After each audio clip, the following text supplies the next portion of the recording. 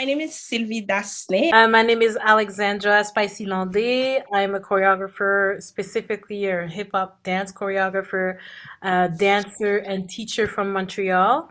I have been practicing dance for as long as I can remember. I mean, especially when you're from the African diaspora, it's a practice that's home first. It's a practice that's constantly home.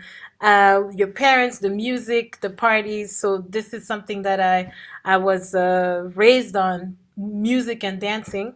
But I would say professionally for about 20 years that I've been practicing in dance and choreography. And my practice is based in Montreal, Kanahake territory. Good. Thank you. Miigwech. So Inward is the second creation of the company that was created at the May in Montreal, which is a very well presenter who has been presenting my work since day one. I think the first few inspirations came from Jean-Paul Sartre, his piece Huis Clos. I don't know if you've ever heard of that theater piece, but it talks about how hell is other people. So I really liked that theater piece because it really made me think about how we live in society today. In the piece, there's a group of people that are isolated. So it made me think about how certain groups in society are isolated. Sometimes how an individual could be separated from a group or be part of a group but feel isolated. I really like to do work that is centered around real human relations and really human relationships. So I was really interested in thinking of how sometimes hell is other people and sometimes it's not. Sometimes other people is joy and getting together and partying. Hip hop is that too. Sometimes it's hell in hip hop. Sometimes it's not. Sometimes it's joyful. So we know you developed Inwards partly through a residency. Can you tell us more about this, the contemporary dance community there, and how did it come about and what was it like? So we've had many residencies for Inward specifically. With many presenters. We were really happy with that. The co-producer of Inward is the CCOV, which gave us a lot of, many opportunities to develop the work technically and also just the material. So we had residencies with them. We had the May gave us a lot of residencies. We also had Nyata Nyata, who's another company, a very well-known company in Canada of Afro contemporary dance. How did it come about? Through a residency? Or tell us about how. Yes, that's a very interesting question because it is hip hop and street dance, right? So it's hip hop and street dance based, specifically the hip hop dance style. But when it came for me to express, because I've loved choreography since I was very little, and always wanted to not only express as a dancer, but also see movement through other people's bodies. So that's something that is mostly, I would say, like expressed, I guess, in the contemporary realm of dance. When we talk about contemporary, I think hip hop dance is contemporary. It's today. But I'm talking about in a more conventional, traditional way. I have a lot of questions concerning the work. Is it contemporary? Is it more street dance? And one thing that we say is that hip hop is way more complex and way more. There's a lot of different levels to it, and that we can stretch ideas from the same source, from hip hop. And when we do stretch those ideas, sometimes it feels contemporary because it comes out of the context of how we see hip hop, which is TV competitions, like the way that hip hop is being exploited, I guess. I don't want to say exploited, but the way it's being expressed a lot of time, that's how we see hip hop. But on stage, this is when the contemporary ideas come through. But we understand that some of the rules or codes that we're used to are not necessarily there, like the frontal aspect, the more entertainment maybe aspect of street dance, the reaction of the crowd, the kind of conversation we have with the crowd doesn't really happen in the contemporary context, but we in the feeling of inward and the piece itself, we are in a hip-hop land. I like that you said the participation of the crowd and all that. Yeah. This is something that I always struggle with, especially when I'm in a like market hall, in a traditional, Yes. Traditional to the to the bigger society, that the way they see art, they see things presented to them. Yeah. I always feel weird because I like to, shout. And when I see a movement, something that really gets me, I like to express it. So I don't know how that might be a good segue to how do you want people to take the presentation, the dance? How do you want them to be, to behave while you're presenting? That is such a good question. It's such a good question. And actually, we're in Bécamo here, which is a region of Quebec. And the presenter had the same question, but reverse, because you want to, and she didn't feel like she could just express.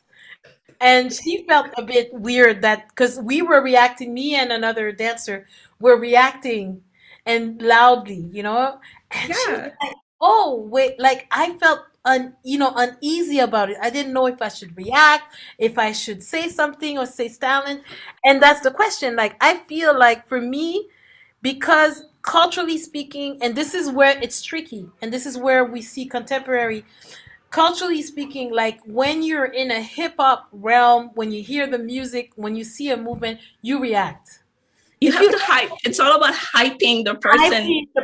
On the floor. You're going to scream, you're going to say a comment, you're going to hype it up, and that's very normal. What I find a lot of times is sometimes if I have a crowd of a public that's more used to contemporary shows and used to seeing theater and dance theater, like there is definitely a more a subtle way of reaction, like just really waiting for the end to applaud and really absorbing the work, because it's also, I think the clapping breaks sometimes, the reaction breaks the flow of a piece, but it's a lot of times for people that are in hip hop culture, it's beyond you, like you can't control it.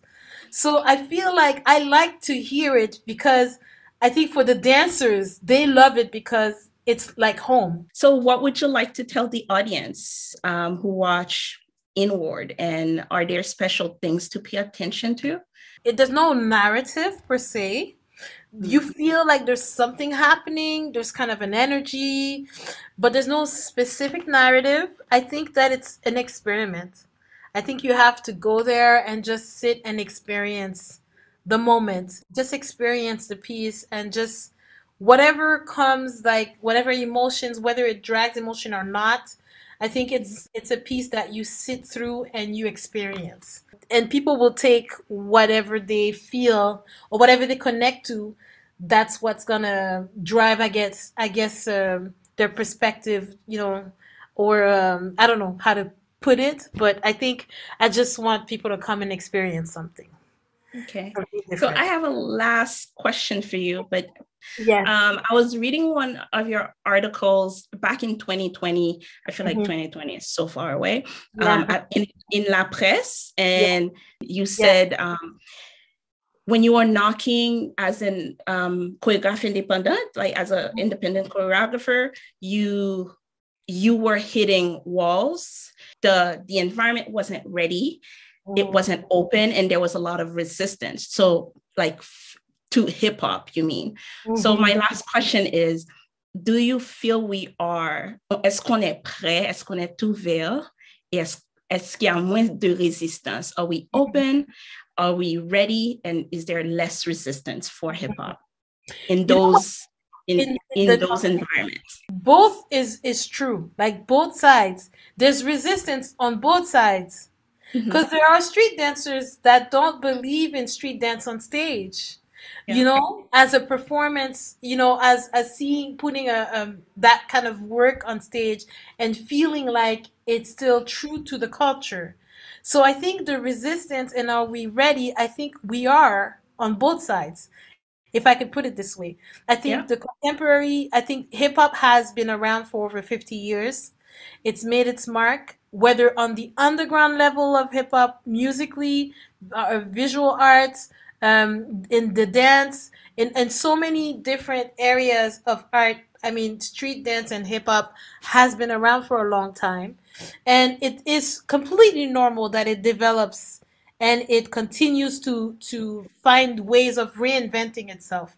And going on stage is a way of doing that. It's not the only way and the way, but it's one way of reinventing or rethinking the terms of what hip hop is, rethinking the codes, rethinking. Also, I think dance is dance. We are all a part of a big mosaic, and hip hop is one of the pieces of the puzzle. It has its own culture, it has its own elements, but it also is part of the culture of dance. So yes, of course, we are ready to be on stage and to share with a public. And also, I think that for street dancers as well, a lot of the dancers that are in the company are professional dancers who are trained in their different styles and specifically in hip hop, and also drive their own projects. And I think they also feel like they're at that place where they're like, yes, I've done the battles. I've done a TV show or two. I've done, you know, commercials. Now I want to express in a different way. I want to push my dance, you know, in a different direction. So I think everybody's ready, and we've been ready. I mean, I've had Rubber Band Dance as a company who first spoke of hip hop. The language of the company wasn't specifically based off hip hop only. There was like a mixture of ballet and contemporary, but they talked about hip hop, and they were the first ones that got the resistance.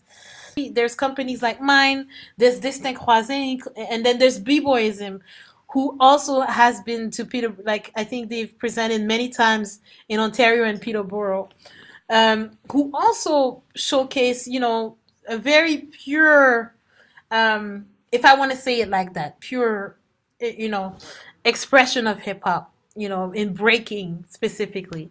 But for over 15 years, we've been, you know, 15, almost going on 20, presenting on stage. And in Europe, it's been happening for at least 30, 40 years. So I'm not too, you know, I think we are ready in every sense of the word.